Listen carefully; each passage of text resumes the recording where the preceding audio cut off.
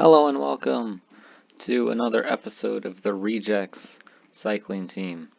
Today we will be taking on La Tour de la Provence in France, and we start off with a 9-kilometer time trial. We have 2 hilly stages, then a flat stage. To look at it more specifically, let's see here, we have Tour de la Provence.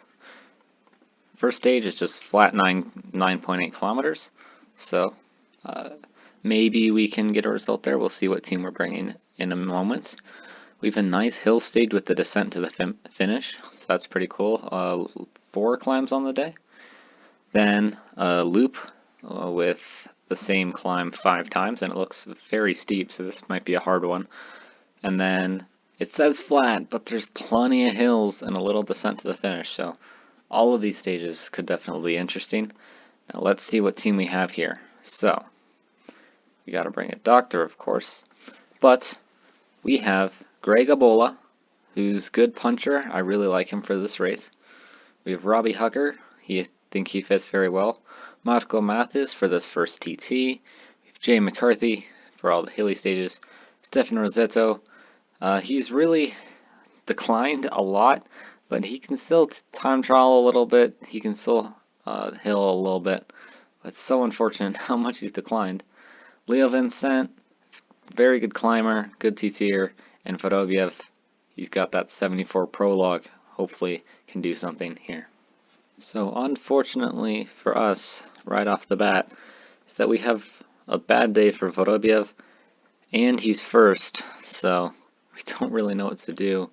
It really sucks that he's on a bad day today, because I really thought he might have been able to do something, so we're going to have to focus on some of our later riders, definitely, because it doesn't look good with the -3 prologue.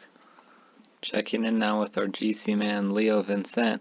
It looks like he's on a good day. Currently, Johan Bayo, I think he went first, has the lead. Vorobiev's still in 6th out of 17th. It's not a bad performance by any means. It's Mads Wirtz from Israel Startup Nation just takes the best time. Our young 25-year-old Frenchman has 72 prologue today, 73 time trial, and we're just looking to keep him in the overall race. He's on a +1 today, which is very nice.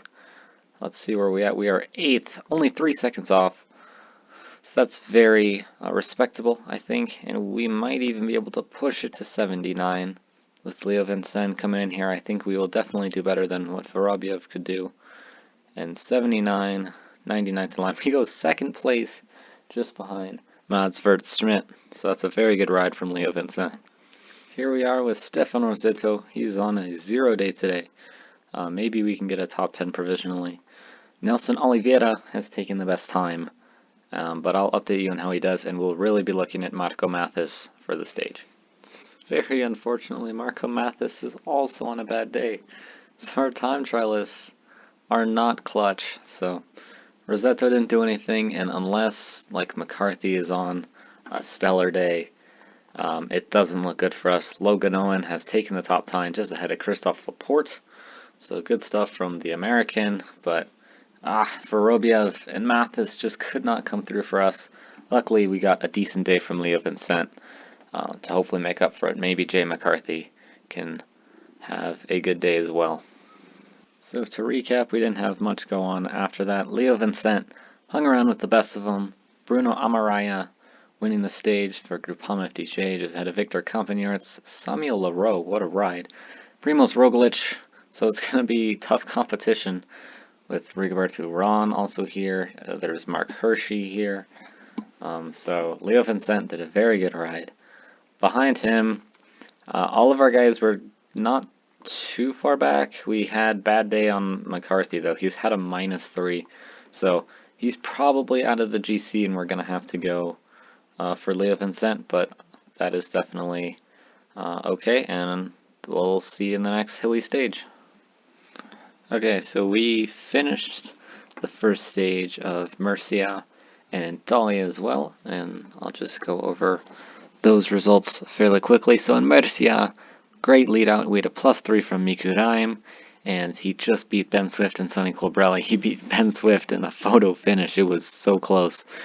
Jerome Baggins also got 6th place, And in the Tour of Italia, Adrien Garel got second place on the sprint, just losing to Benjamin Thomas.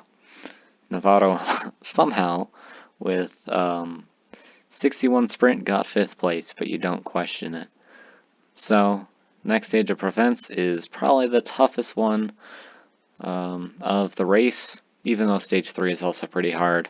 So this will be a big one. We need to stay up there with Vincent. And so starting off here, we both have McCarthy and Vincent on a good day, so we have a lot of options today. Definitely looking forward to this. McCarthy with 79 hill could very well win this stage, so lots to look forward to in today's stage. So there's just been a huge crash in the peloton in the Tour de la Provence with 83 kilometers to go. We have Mark Hirschi and Dan Martin down. So there's Mark Hirschi, there's Dan Martin. We also had Lawson Craddock go down, Lilian Calmajon, Joe Dombrowski, Nicholas Roach. So lots of riders are down. Lots of riders came back to help. And it looks like they're going to get back on, but the climbing is just about to start, and some of the biggest favorites, like Hirschi and Dan Martin, might be a little down on energy. So that's a big crash. Alexis Reynard and Nikias Arndt trying to get the group back as we start to climb. There's 8 riders in the breakaway currently. It's a pretty strong group, with Pierre-Luc Berrichon, Barth, Frankeny, Luis Mas, Combo, Van Gestel, Freddie Backert, and Nicolas Ede. Let's see how we do. Here we are in the last 32 kilometers. The peloton has split. Lots of riders have been dropped, including Luc Vlaegen, Calmajon. They just get back. But it's been a very hard race, and we're just trying to push on a little bit with Stefano Rosetto. We still have Freddie Backert and Nicolas Ede from B&B and Cofidis up the road, but we just continuing with the steady pace with Stefano Rosetto, as we've lost Vorobiev and Marco Mathis. And this is a little incline, slight descent, maybe a slight incline, then another descent, then the last or penultimate climb, but it's the biggest one for sure, and it's going to be the one that decides this race. We'll just sit in right now with Stefano Rosetto. It is a Cat 1, so it's really steep. That'll be tough. The first section is in black, which means it is extremely steep. Then there's a slight descent, and then another little climb to the finish before the final descent. As we're looking here, we have this short little incline. We'll just up the rhythm with Stefano Rosetto, make sure we're still at the front, and then chill once more. As we get ready for fireworks here, we have Mark Hirschi himself on the front. We have Chris Nylands for Dan Martin, I would assume. And here we are with our Frenchman, Stefano Rosetto, helping our other Frenchman, Léo Vincent. As let's start pacing now. Use the gel on Rosetto and Greg Abola. We're getting ready. This is McCarthy's perfect territory. So just keep a very high tempo so we can stay at the front. And is that an attack by Dan Martin? Yes, it is. Dan Martin is going long. Actually, it's only 1.8k, so not that long. We have Molar, Mahorich, and Gonafwa going with them. Can we chase him down with Stefano Rosetto? Oh, we are destroying our team. Rosetto is all done.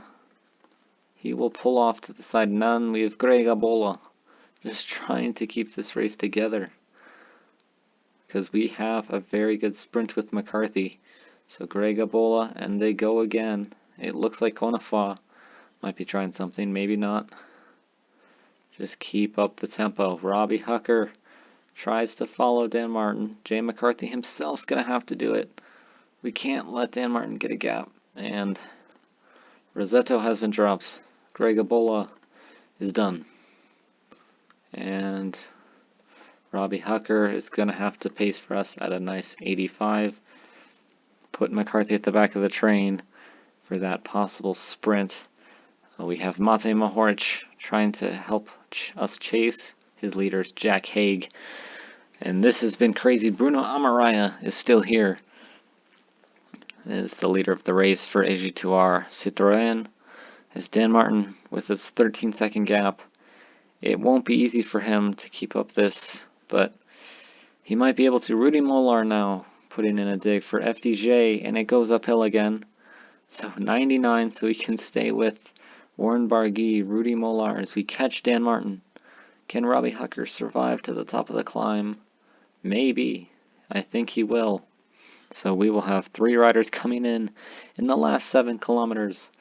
Let's use the gel on Vincent and McCarthy as it'll be a very fast finish. Robbie Hucker can just go 99 from here. 21 riders in the group. Wow. Mark Hirschi has a sprint on him. You've Valverde, Gonifwa, Mate Mohoric, also a sprints, but McCarthy I would still think would be the best sprinter here. So I like our chances.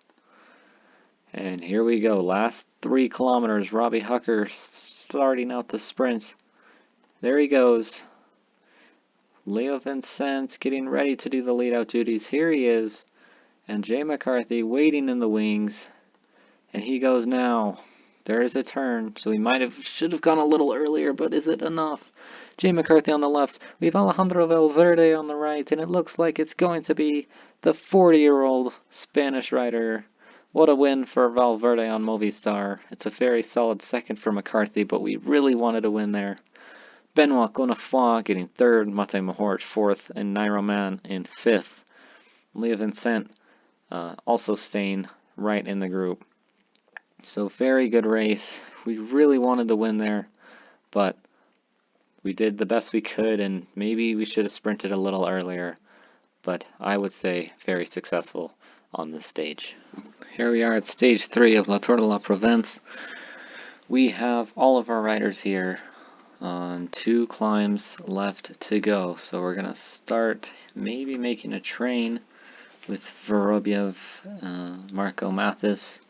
Actually, they're probably just not good enough climbers to even be in the train. Jay McCarthy, very unfortunately, is on a bad day, so we're going to have to work around that, but Leo Vincent is still very strong, and we'll just go in behind our 2 non-climbers with Vorobiev and Mathis here, but just trying to stay at the front. Yeah, that was not a good idea, as they are just not good at climbing. But there's a breakaway of what was once 8, and it looks like it is fractured to just Hiver, Hudel, and Victor Campagnarts. We have Antamarshi, Gombo, Bashams, Niels Eekhoff, and Constantine all behind. And we are looking at 1 more big climb and then a kind of flat finish, so maybe we can still go for a Jay McCarthy. We'll see how the last climb plays out. Here we are in the final climb. We have 1.5 kilometers to the front, to the end of the climb, I mean. Stefano Rosetto is on a pretty good day, and he's hammering it at the front. We're saving Greg Abola and Jay McCarthy for the sprint, because I think Bola might just be able to survive. Maybe not. Maybe let's lower it a little bit with Rosetto down to 85. There's still plenty of riders here in this field. We were trying to just limit the amount of riders. We still have a breakaway we need to catch. Jonathan, Hiver, Hudel, Gombo, and Campagnarts are a definite threat for the stage win. And it really isn't looking good for our guys at the moment. They're all very tired, as McCarthy's basically done. So we might not have anything here. And I just was trying to catch the break, but this isn't looking brilliant for our team now. We have Nance Peters and Dorian Godon with Nairoman all chasing out the fronts. We just need Jay McCarthy to recuperate some energy, get Greg Abola up there as well. 6 kilometers to go, and it looks like the stage is going to go to Jonathan Hiver. So my new plan is go for Leo Vincent, maybe, I don't know. There's attacks by Dan Martin now. It's chaos. Leo Vincent, just try and survive. I don't know what's happening. I'm not confident at the moment here. McCarthy's getting very boxed in, and Leo Vincent doesn't even have any energy. Maybe this little descent can save us. Try and get ourselves up to the front. Jonathan Hiver is still there. Can we just sprint because it's windy? I don't know. Hiver out the front. And he's sprinting to victory. Just ahead of non-speeders, Dan Martin, Mark Hirschi. And it doesn't look like we'll do great, but we will live to fight another day in the GC, as we will get 12th place with Leo Vincent. Good race for us. Jay McCarthy got 10th as well. And everyone else got dropped except for Rosetto on our team. And there was only 36 riders in the same time, which moves Vincent up to 6th place overall, which is super good. One more stage to go. Maybe we can crack into that top 5. We'll see, but it's very exciting for the young Frenchman. Here's stage 4 of La Tour de la Provence, and we have Anton Vorobiev on the front on this penultimate little climb before the categorized Cat 3. We're trying to make this hard, since McCarthy has a kick that many of the other has a climbing ability that many of the other sprinters do not have. So we're trying to use that to our advantage. We have a very good day for Stefano Rosetto as well, so we can really push it. And here we are with Robbie Hucker, 6.5 kilometers to the top of the climb. We have a break of 5 with 40 seconds with Van Dart, Luis Mas, Bayo, Galmajan, and Gonzalez, but it does not seem like they have too much left in the tank. So we can just really hammer it here with Robbie Hucker. Let's gel up on Greg Abola. I just want to drop lots of the flat-out sprinters like Nasser Bouani, or who else do we got here? Danny Van Poppel, maybe. Phil Bauhaus. That's the goal for today. So let's see if we can execute. Vorobiev, Hucker, they're out the back. Marco Mathis has been out the back for quite some time. These guys put them on auto. As Greg Abola just keeps pushing.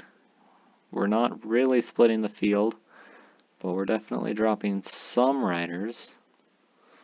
Let's see what we can do here. This big, steep 16% gradient, and we hit it hard. Then we keep up the pace with Stefano Rosetto. And do we split the field? It doesn't look like it. Oh, maybe we do. 89 riders. It's a scramble. As Stefano Rosetto continues to push on at the front of this race. Leo Vincent is barely hanging on himself. We have help from Loic Vlagen as Danny Van Poppel made it. Christophe Laporte made it. Nasser Bouhani is still here, dang it. Vendrame, so all of the big sprinters are still here, which is very unfortunate, but we continue to push on with Rosetto. We'll get Vincent in a spot where he might be able to help McCarthy out a little bit. It looks like his 6th place is probably secure as it's a big downhill finish, so we just need to get to that point as Pierre Latour goes on the attack.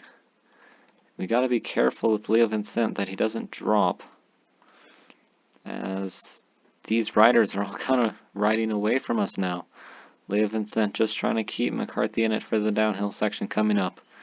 We're going to go 99 all the way to the finish as we are right back to the front. Jay McCarthy is waiting in the wings. Leo Vincent just keeps going. 26 riders in the pack.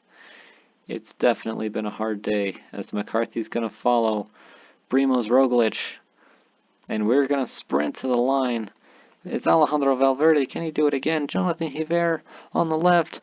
But the Valverde, the old man, he doesn't lose. Jay McCarthy will come in for 3rd. Very solid performance by him. Vincent, oh, he just might have been dropped. I really hope Vincent wasn't dropped there. That would really suck for the young guy.